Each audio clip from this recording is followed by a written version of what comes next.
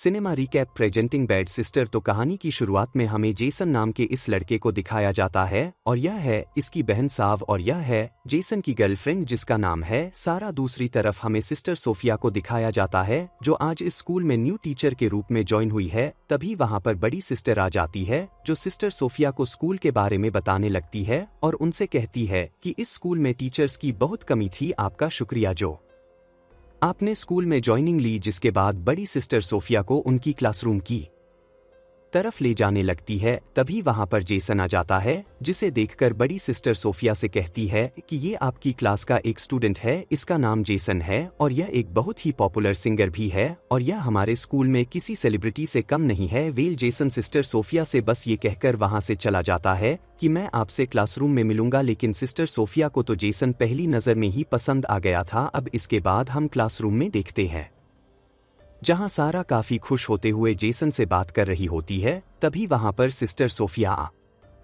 जाती है जिन्हें ये देखकर बिल्कुल भी अच्छा नहीं लगता है, इसीलिए वह काफी गुस्से में सारा के पास जाती है और उसके हाथ से उसके लिपस्टिक छीनकर उससे कहती है कि अगर तुम ये दोबारा स्कूल में लेके आए तो तुम्हें पनिशमेंट मिलेगी। वेल सारा को लगता है कि वो मुझे ऐसे ही डांट रही है, इसलिए वो सिस्टर सोफिया की बातों को इग्नोर कर देती है। उधर हम सिस्टर सोफिया को देखते हैं जो सभी स्टूडेंट से कहती है कि सब लोग अपनी बुक्स निकाल लो। जो सुनकर जेसन की बहन साओ सिस्टर सोफिया से कहती है कि क्या पढ़ाने से पहले मॉर्निंग प्रेयर नहीं करवाएंगे, जिस पर मुस्कुराते हुए सिस्टर सोफिया उससे कहती है कि सॉरी मैं भूल गई थी, चलो पहले प्रेयर स्टार्ट करते हैं। वे जिसके बाद सभी बच्चे प्रेयर करने लगते हैं। लेकिन साफ को ये देखकर काफी अजीब लगता है क्योंकि सिस्टर सोफिया बस आराम से खड़ी थी, वो प्रेयर नहीं कर रही थी। अब इसके बाद क्लास खत्म होती है और हम जेसन और सारा को देखते हैं जो एक साथ बाहर जा रहे होते हैं। तभी अचानक वो दोनों एक दूसरे को किस करने लगते हैं जो पीछे से सिस्टर सोफिया देख लेती है। अब यह देखकर उन्हें काफी गुस्सा आ जाता है, इसलिए वो जल्दी से उन दोनों के पास आ जाती है और वो जेसन से कहती है कि तुम अपने क्लासरूम में जाओ। जो सुन जेसन वहां से चला जाता है और फिर सिस्टर सोफिया सारा से कहती है कि तुम यह क्या कर रही थी, जिस पर सारा को भी काफी गुस्सा आ जाता है और वो सोफिया से कहती है कि मुझे लगता है कि आप शायद यहाँ पर नहीं है, इसलिए आप मेरे पापा को नहीं जानते हैं कि वह कौन है। लेकिन सिस्टर सोफिया सारा से कहती है कि मुझे इससे कोई भी फर्क नहीं पड़ता है तुम्हारे पापा कौन है, अगर तुम दोबारा मुझे जेसन के साथ सारा इसका कोई भी जवाब नहीं देती है और वह बिना कुछ कहे वहां से चली जाती है। लेकिन उन दोनों को किस करता देख सिस्टर सोफिया को इतना ज्यादा गुस्सा आ जाता है कि वो अपनी रॉकेट की मदद से भी अपना हाथ काट लेती है। अगले दिन क्लास खत्म होती है और सभी स्टूडेंट्स बाहर जा रहे होते हैं और जेसन भी बाहर जा रहा होता है। तभी अचानक सिस्टर सोफिया जेसन को रोक देती है और वह उससे कहती है कि मुझे तुमसे कुछ बात करनी है। वो जेसन से कहती है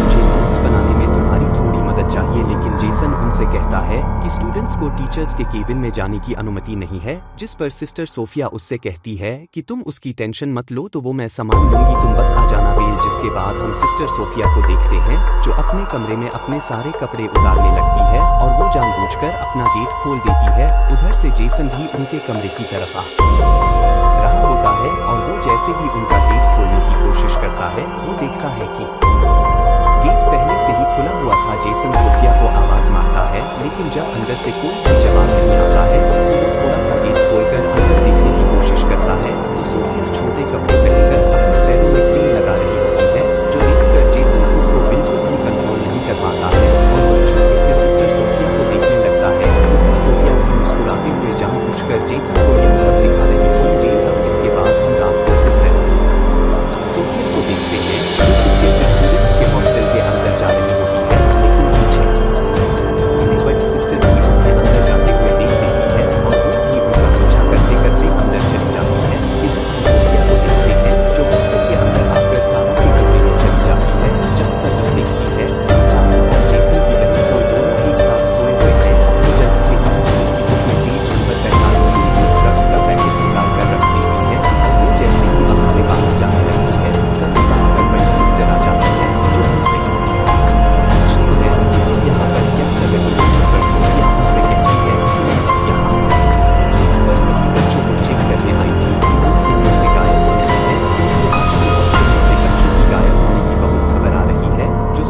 सिस्टर उनसे ठीक है कहकर वहां से चली जाती है, लेकिन अंदर से सोई ये सब देख रही थी, जो देखकर उसे काफी ज्यादा अजीब लगता है। खैर, जिसके बाद अब हम अगले दिन क्लासरूम में देखते हैं, जहां मॉर्निंग प्रेयर खत्म होने के बाद सिस्टर सोफिया सभी स्टूडेंट्स को हिस्ट्री का पेज नंबर 45 खोलने के लिए कहती है, और सारा जैसे ही अपनी बुक का पेज नंबर 45 खोलती है, उसमें से एक ड्रग्स का पैकेट निकल जाता है, जो देखकर वो काफी ज्यादा हैरान हो जाती है, और बाकी बच्चे भी यह देखकर काफी ज्यादा शॉक हो जाते हैं, और उन्हें बिल्कुल भी यकीन नहीं हो रहा होता है। फिर सिस्टर सोफिया सारा को लेकर एक फादर के पास चली जाती है और उन्हें ड्रग्स के बारे में बता देती है, जिसके बाद सारा को स्कूल से निकाल दिया जाता है। अब इसके बाद पहले का सीन देखते हैं। दरअसल सिस्टर सोफिया का नाम सोफिया नहीं है, बल्कि उनका असली नाम लॉरा है, और जेसन को काफी पहले से जानती है, क्योंकि जेसन अपनी सिंगिंग की वजह से सोशल मीडिया पर भी काफी पॉपुलर था। तब एक दिन जब लॉरा जेसन की पोस्ट देख रही होती है,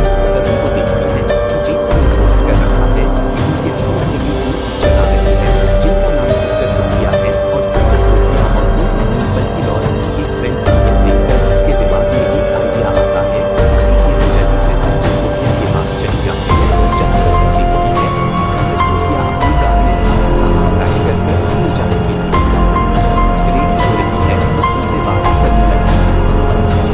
तभी अचानक वो रोटी का रूप निकालकर उनके सर पर हाथ देती है, और वो उन्हें हाथ मारकर वहीं पर जान से मार देती है, जिसके बाद लॉरा उसकी डेड बॉडी को लेकर कार की डिक्की में डाल देती है और उसे एक जंगल में जाकर गाड़ देती है। दरअसल यह सब बस लॉरा की एक प्लानिंग थी। वो सिस्टर सोफिया को मारकर उसके बदले नकली टीचर बनकर स्कूल जाना चाहती थी, ताकि वह जेसन को हासिल कर सके। खैर, अब हम वापस प्रेजेंट टाइम में देखते हैं, जहां रात को जेसन आराम से सो रहा होता है। तभी अचानक लॉरा उसके कमरे में आ जाती है, जो देख जेसन काफी ज्यादा हैरान हो जाता है, लेकिन लॉरा उसे एकदम शांत रहने के लिए कहती है, और वह उसे किस करने लगती है।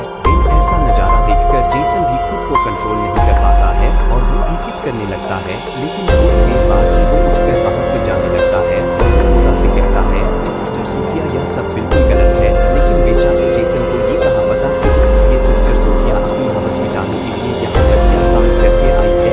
जेसन को अब कुछ समझ नहीं आता है, इसीलिए वो बिना कुछ सोचे समझे लॉरा के साथ लग जाता है।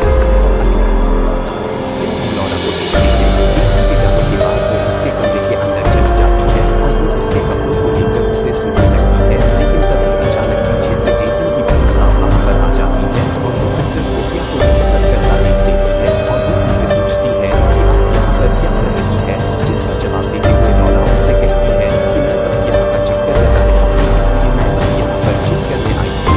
एक साहब का शक और भी ज्यादा बढ़ जाता है, इसलिए वो जल्दी से जाकर जेसन को यह सब बता देती है कि सिस्टर सोफिया तुम्हारे तब वो तुम्हारे कमरे में जाकर सो रही थी। लेकिन जेसन उससे कहता है कि ऐसा कुछ भी नहीं है, तो शायद कुछ गलती हो गई है। एक ऊपर से लॉरा के साथ देख रही थी कि वो कैसे जेसन को वो सब बता रही है, और उसे लगता है कि शायद वो उसके लिए मुसीबत बनने वाली है। जिसके बाद लॉरा एक आइडिया लगाती है, और वो एग्जाम की आंसर शीट लेकर उसे साफ के नोट्स के ऊपर रख देती है, और जब साफ अपने नोट्स लेने उस कमरे में आती है, तो वह देखती है कि टेबल के ऊपर एग्जाम की आंसर शीट रखी हुई है।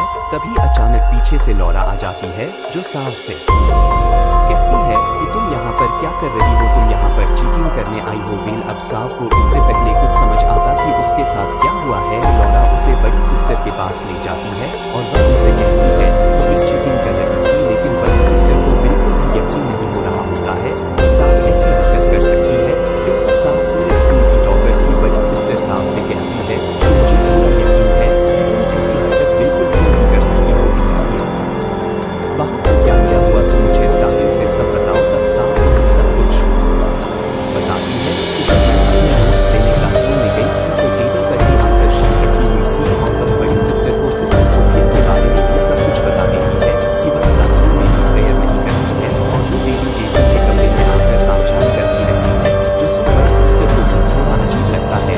इसीलिए वह साफ से कहती है कि तुम अभी यहाँ से जाओ, मैं उनके ऊपर थोड़ी रिसर्च करूँगी। अब अगले दिन वो जेसन और साफ को देखते